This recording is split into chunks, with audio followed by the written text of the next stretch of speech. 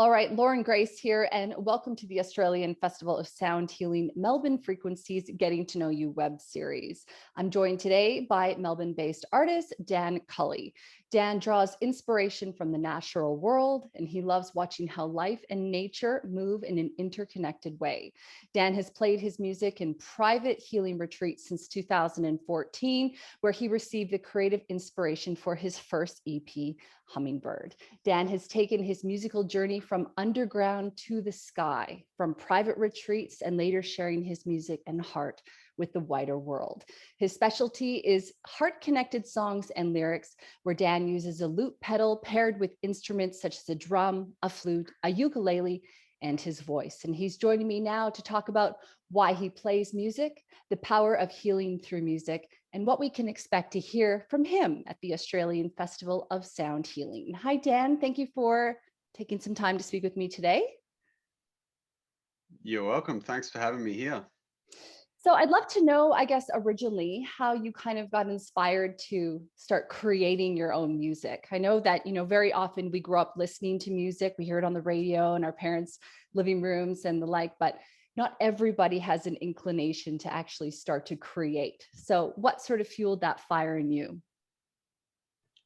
Yeah, it's interesting. I think I was always quite like creative growing up. Like I loved music the whole time, and even being like in primary school, I'd be like, singing songs and stuff with my friends, imagining that we were going to be on stage and things like that. So yeah, as time went on, I think, probably in my early 20s, I got more and more inspired to like tell my own sort of story and yeah, come up with some lyrics to songs. And yeah, I definitely delved a lot deeper into music as I got into my 20s. What inspired that? I think I just needed an outlet to express myself through, because I was struggling to express myself in the world. So I guess that medium sort of appealed to me. The thing, though, is that songwriters and musicians, they're so vulnerable, in their lyrics. It's like they're telling you how, their heart is bleeding, or, how in love they are, or the challenges and the tribulations that they go through. Did you kind of have to decide that, okay, this is the way that I'm going to funnel what I think about the world, what I think about things, and I'm going to be okay with being emotionally available in that way? I mean, I would imagine that would have taken some courage. Yeah, for sure. And I think perhaps like at that time too, like the outside world, or my world, sort of perceived me as someone that maybe didn't have that side to me as well. So for some people it was like a bit of a shock to see me like expressing myself with music. And even now still, like some people that meet me would never guess that I play music just by the way I hold myself or something. But it's definitely a vulnerable thing, writing songs and sharing that side of yourself. And earlier on, I wrote, I guess, more kind of melancholy grunge music as well. And I would find that I'd almost have a hangover after playing those songs sometimes, because they were a bit like darker, And so as time went on, I wanted to really like express more of like the beautiful aspects of life and not neglect that darkness either, and bring that into some sort of integrated way of expressing myself with music. You sort of mentioned there that when people meet you, they're a little bit surprised that you play music. Do you sort of take on like an alter ego? Do you become a bit of a different character, or maybe are you your true self when you're performing and on stage? Yeah, I think I'm more myself when I'm on stage, and maybe I fit in the world in some way, and maybe yeah, it almost feels like there's not that space to be that person everywhere I go. It's sort of just like reserved for when I'm playing music. Yeah. I guess when you're on stage, it's sort of like your own, safe area. It's your own place to just, be who you are. Yeah, I think it's pretty powerful. Mm. So I'd love to know, what is it about music that you love so much? Like, why did you have to become a musician when you could have been anything else? Mm. Yeah, I mean, there's a long answer and a simple answer. The simple answer was I felt like I had to do it in some respects. Like the feeling of not doing it was like actually very uncomfortable, and that feeling of being like, why aren't I doing this, was kind of overriding everything else. So what do I love about it? I think like in general conversation, sometimes it's like harder to fully say what you mean sometimes, or just expressing myself in the world. You know, people misinterpret what you say. Sometimes like the emotion that you're trying to convey just doesn't come out right.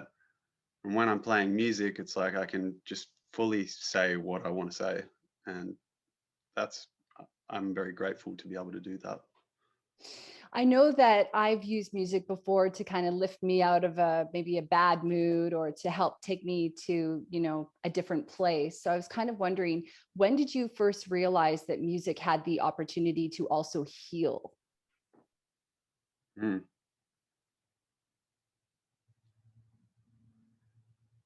Yeah, I was probably in my early 20s. Yeah, through various altered states, I think I realized there was like a great potential in music for just connecting myself in a deeper way than I had previously imagined was possible. And the meaning that I could feel through music was very inspiring.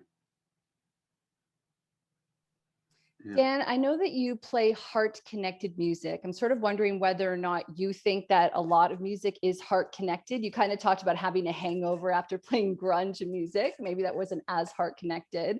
Where did you sort of make that distinction? And did you have to kind of change a little bit about how you were showing up on stage? Or was that sort of a natural progression for you?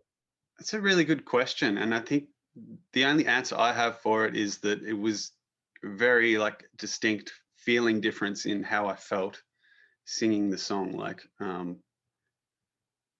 felt like as my expression became more heart connected in my music, it's like I felt uplifted by singing those words, and I imagine people listening to it did also.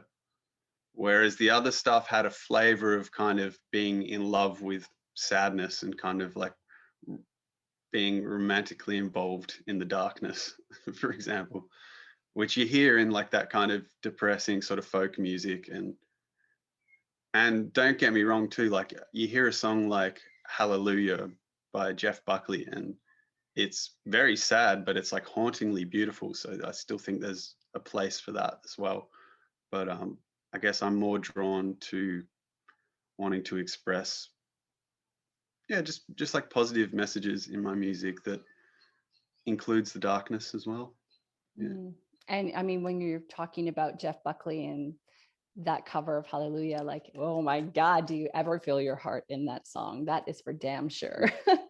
So I know that in Yeah. the music that you play, you incorporate loop pedals with a lot of different instruments. So I'm wondering, is this the style that you feel most connected to? You kind of talked about doing maybe music that's really uplifting. Is that what that brings? And also, is dancing, is that something that you encourage your listeners to do, to kind of, maybe feel their heart or connect and heal in that way? Hmm. Yeah, movement's amazing for sure. It's a really great way to connect in with yourself. So I've kind of split myself into two directions. Like one is more singer-songwriter, um, perhaps a more versatile set that I can play anywhere, um, in a place that isn't necessarily like a yoga center. And then I've split off into another show which is more meditative and very much about dropping internally. So there's probably slower songs, and I guess generally those spaces too like invite the opportunity for people to go deeper into themselves, and therefore allow me to kind of go a bit deeper in what I'm singing, or how I'm singing it more so. Do you Yeah. sort of have, plans to evolve your music further? Is it evolving all the time then? I'm kind of getting that impression that, nobody stays the same, but especially with you and your musical journey. Yeah, for sure. And earlier on, like when I was playing purely just in the private retreats, I was writing songs that basically only fit in that setting. And now I've just been like, I feel like writing just whatever. I don't really have a destined sort of goal with what each song is going to be. And I just sort of trust that it will fit into somewhere in what I'm doing. Kind of sounds like you're allowing the music to come through your heart and take its own shape, which is awesome. So you will be playing in the Australian Festival of Sound Healing, the Melbourne Frequencies, which is happening on November 6th and 7th at the Centre of You in Melbourne. I'd love to know what people can expect from your show. Should they bring some tissues or should they just get ready to party? Yeah, I would say maybe bring some tissues. That can happen. What they'll expect from me is, yeah, I hope to just give you like an honest piece of my heart through my music, and hopefully create a space where we can all drop into ourselves a little bit more and maybe remember some part of ourselves that needs a little bit of attention. And yeah, I love that sharing music, you know, it's not just about the person singing. It's like it's so much about everybody else's experience of that music in the space and how it all kind of intermingles, and it's very much such a shared thing. Awesome. Well, I know you're going to put on a great show. I'm looking forward to seeing it. And I'd love to know how people can get a hold of you now, because one thing I'm noticing from, these little conversations I'm having is that people are not ready to wait until November to hear from you guys. So what kind of, platform are you showing up on the most, and how can people connect? Yeah, I'm mainly posting stuff on Instagram. So my handle is Dan Cully _music. And I'm also on Spotify as Dan Cully, and yeah, Facebook as well. Just Dan Cully Music. You'll find me. Great. Thank you very much. Thank you so much. It's lovely to talk. You too.